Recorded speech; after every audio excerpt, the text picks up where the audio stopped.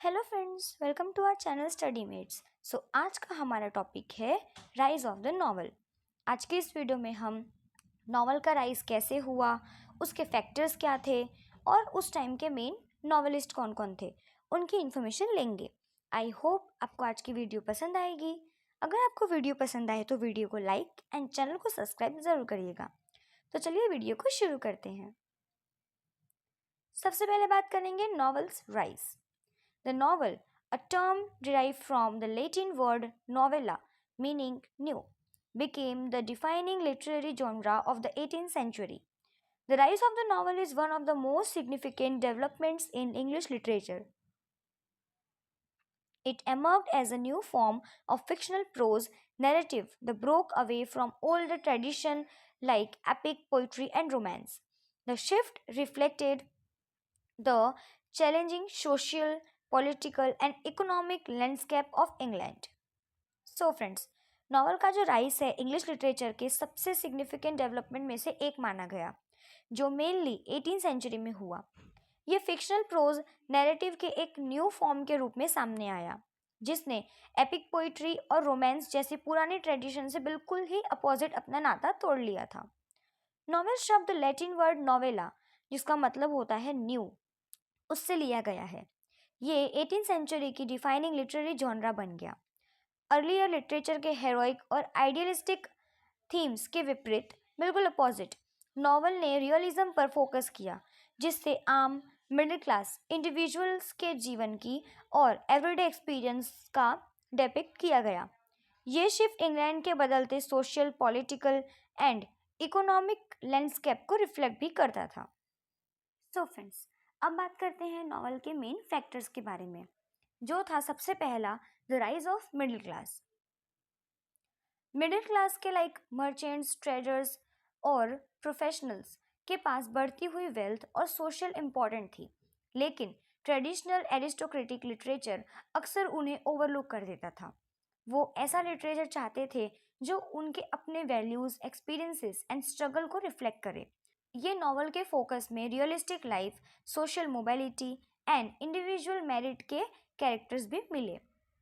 Increase literacy rate, trade और commerce के expression के लिए एक ज़्यादा एजुकेट पॉपुलेशन की ज़रूरत थी, जिससे लिटरेसी में सिग्निफिकेंट इंक्रीज हुआ, खासकर मिडिल और लोअर क्लासेस और वुमेन्स के बीच।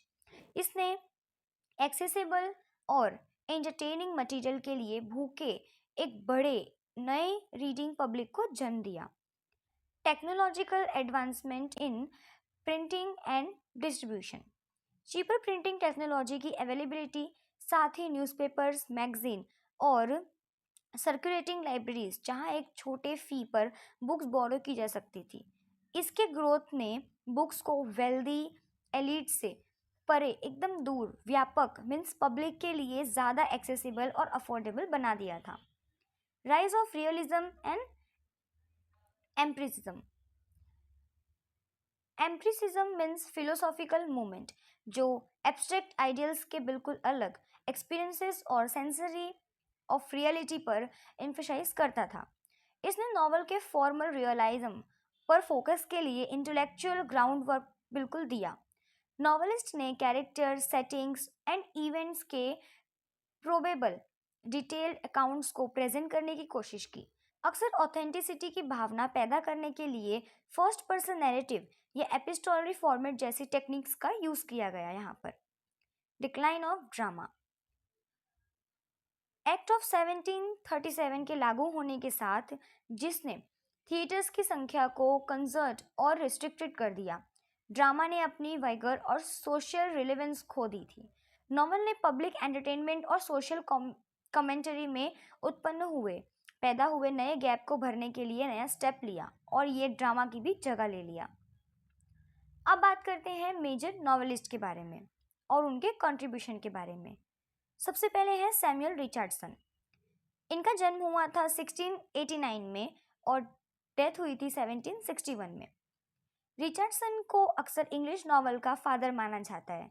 वो एपिस्टोलरी नॉवल मीन्स लेटर्स के माध्यम से बताना इनके पायोनियरिंग के लिए बहुत ही फेमस है। उनका फेमस मोरल इंस्ट्रक्शन और डीप साइकोलॉजिकल एनालिसिस पर था, खासकर उनके फीमेल कैरेक्टर्स के।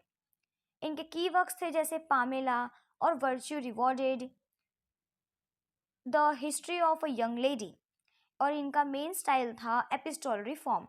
प्लॉट और डेवलप करने के लिए कैरेक्टर्स की इनर लाइफ्स और इमीडिएट रिएक्शंस को रिवील करने के लिए ये लेटर्स का उपयोग करते थे। और ये साइकोलॉजिकल रियलिज्म अपने कैरेक्टर्स के इनर स्ट्रगल को दिखाने के लिए जाने गए, और मॉरलिटी और सोशल प्रेशर के खिलाफ फीमेल वर्च्यू का मुद्दा रखने के लिए भी ये काफ़ी फेमस हुए। हेनरी फील्डिंग, इनका जन्म हुआ था 1707 में एंड डेथ हुई थी 1754 में। फील्डिंग को एक सैटारिस्ट और प्लेराइट थे। उन्होंने रिचर्डसन की पामेला के मोरलाइजिंग टोन पर रिएक्ट किया। वो प्रोज में कॉमिक एपिक बनाने के लिए काफ़ी जाने गए, जिसमें ह्यूमर, रियलिज्म और एक विशाल सोशल कैनवास का कॉम्बिनेशन होता था। The adventures of Joseph Andrews, the history of Tom Jones, a foundling, ये तीनों इनके मेन वर्क्स माने गए। उनके नॉवेल्स में एक एक्सपेंसिव प्लॉट होता था जो अक्सर इंस्ट्रक्टिव नैरेटर होता था, जो कमेंटरी और फिलोसॉफिकल चीज़ों को दिखाता था, और सोसाइटी का एक वाइड रेंजिंग व्यू होता था। उनके वर्क्स डिफरेंट टाइप के सोशल क्लासेस और पोर्ट्रेयल में रियलिस्टिक होते थे, और ह्यूमन हाइपोक्रेसी और फॉली को एक्सपोज करने के लिए शार्प सटायर का यूज़ करते थे। टॉबिस स्मॉलेट, इनका जन्म हुआ था 1721 में और डेथ हुई थी 1771 में।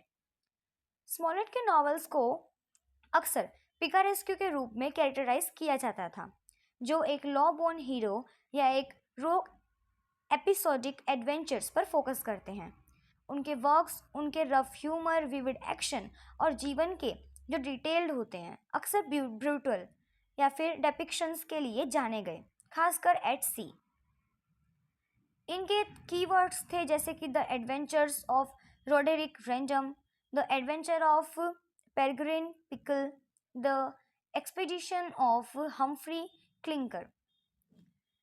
इनका मेन स्टाइल माना गया था पिकारेस्क्यू नॉवल, स्टोरीज एडवेंचरस और मिसफॉर्च्यून की एक सीरीज के रूप में लूजी स्ट्रक्चर होती थी, जिसमें मेनली ट्रैवल और कलरफुल चीज़ों को दिखाया जाता था।